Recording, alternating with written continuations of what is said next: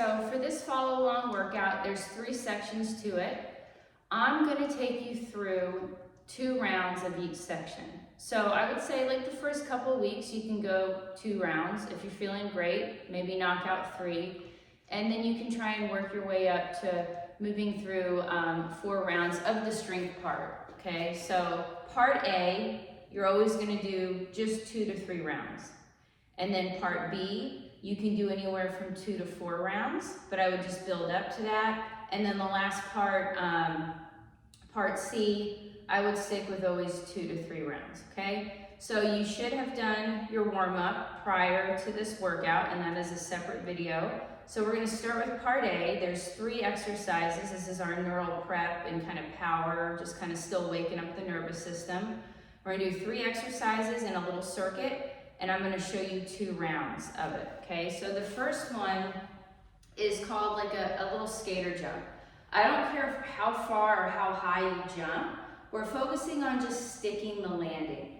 And we're gonna do 6 each side, and then we're gonna get on the ground and we're gonna do a side plank, and then we're gonna do a hip mobility exercise, okay?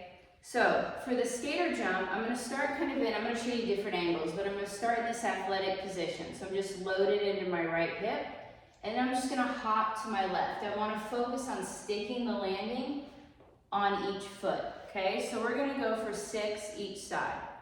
1, 1, 2, 2, 3, 3, 4, 4, 5, 5, 6, 6.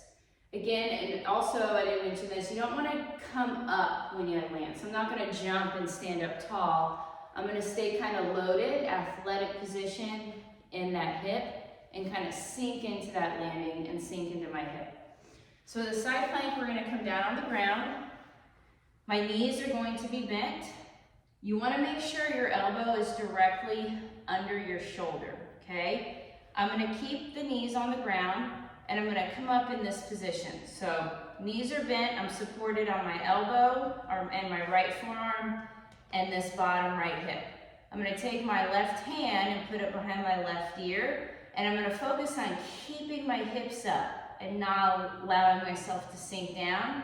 And I'm just going to close and take an inhale, and then exhale, open. We're going to do 8 each side. So inhale for 1, exhale, open, 2, 3, 4, 5, 6, 7, 8. Now we'll switch sides. Knees are bent, left elbow directly under that left shoulder. I'm going to drive up off the ground, right hand behind the ear. Inhale, close. Exhale, open for 1, 2, 3,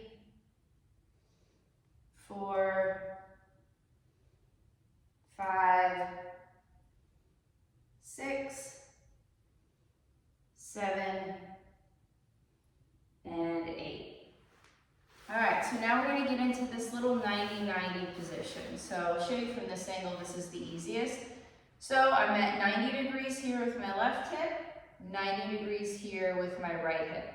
So in this position, what I'm going to do is I'm going to leave this right hand on the ground, and I'm just going to reach forward with my left and take an inhale, just like that. We're going to do 5. 1, 2, 3, 4, and 5. So you're probably feeling a stretch underneath that left hip. So now we're going to switch sides. We're going to put the left, you would feel it under the right hip. Now we're going to put the left leg in front, and you'll feel the stretch underneath the left hip. Reach forward for 1, 2, 3, 4, and 5. Let's hit one more round. Remember, you have the option to do 2 or 3 rounds of this first part. So we're back at your skater jumps. 1, 1, 2, 2, 3, 3, 4, 4, 5, 5, 6, 6. And feel free to pause me during the video if you need a second to get up and down or catch your breath. All right, so right elbow under that right shoulder, knees are bent, coming off the ground. We're gonna do 8. Inhale, close, exhale, open for 1, 2, 3, 4, 5, 6, 7, 8. Switch sides. Left elbow under left shoulder, knees bent, come on up. 1, 2, 3, 4, 5, 6, 7, 8. All right, now we're gonna hit our 90-90. We'll start with the right hip in front, right hand on the ground, reach forward for 1, 2, 3, 4, 5. Now we're gonna put the left hip in front, reaching for 1, 2, 3, 4, and 5. So that was part A. You're more than welcome to roll this video back and do another round if you want to, or you can keep it at 2. It's totally up to you. So now we're gonna go into part B, and this is the primary strength part. We're going to do a goblet squat to a box or a chair, whatever you have available that will get you to about 90 degrees. And then we're gonna do a seated band row. So if you want to pause the video, what I've done is I've taken the bands and I've hooked them into the low part of the door. So if you need to do that, go ahead and do that, because we're going to wind up doing our rows in this position here. And I'm going to take you through 2 rounds. Again, this is the one where you can do 3 rounds, and then maybe around week 4 or 5, go ahead and add 4 rounds. So just kind of build up to it and see how the body feels. So you can use your 5-pound, 10, you could try the 15, but honestly, if I was gonna start, I'd probably start with the 10. So I'm gonna hold the dumbbell here in this position like this. I'm gonna stand in front of my box or my chair, or whatever I have available. My feet are about hip width apart, and we're just gonna sit down and drive through the heels and stand up. So our goal is not to pitch forward very much. We want to stay as vertical as we can as we sit and drive up. We're going to do 8 of them. We're going to inhale down for 1, exhale up, 2, 3, 4, 5, 6, 7, and 8. Now we're going to go to our seated band rows. So you're going to have a seat on the floor, and my legs are kind of out in front of me, toes up, slight bend in the knees. As I have my arms forward, my palms are down, and I'm getting a nice little kind of reach in my back. And then as I exhale and row, I'm going to think about leading with my elbows so I don't shrug with my ears. Okay, so we're going to take an inhale, exhale, row for 1, 2, 3, 4, 5, 6, 7, and 8. So let's do one more round of those 2. We're going to do our goblet squat to our box or chair. Remember, we're holding the weight here In front, I don't want it too low, so just right in front of you and slightly away from the chest. Holding it like it's a goblet of wine, and you don't want to spill that wine. Feet about hip width apart. We're going to sit down for 1, 2, 3, 4, 5, 6, 7, and 8. Okay, so now we're going to go back to the seated band rows. And if you want more tension, again, you can add more than one tubing to your band, or you can scoot back a little further. So it's inhale, exhale, row for 1, 2, 3, 4, 5, 6, 7, and 8. So feel free to hit another round of that if you'd like, but now we're going to move on to part C. This is a superset as well. It's 2 exercises. I would always keep this part around, 2 to 3 rounds. If you're feeling spunky, you can shoot for 4, but see how it feels. So this is all going to, this part C part is single leg, single arm exercises. So for the first one, you can get a pillow for your head if you find that your neck is kind of cranking off the ground. But if you're able to lie flat, you don't necessarily need a pillow. So in this position, I have my right heel underneath my right knee. I don't want to be too far out in front, nor do I want to be too close. So my foot is square, heel is under my knee. I'm going to hug my left knee into my chest, and I want to think about driving up through my right foot, pushing my hips to the ceiling, and then we're going to come back down. If your hamstring cramps, it's fine. Just shake it out and reset. It may take a little bit or a few reps for that glute to kind of engage and kick on.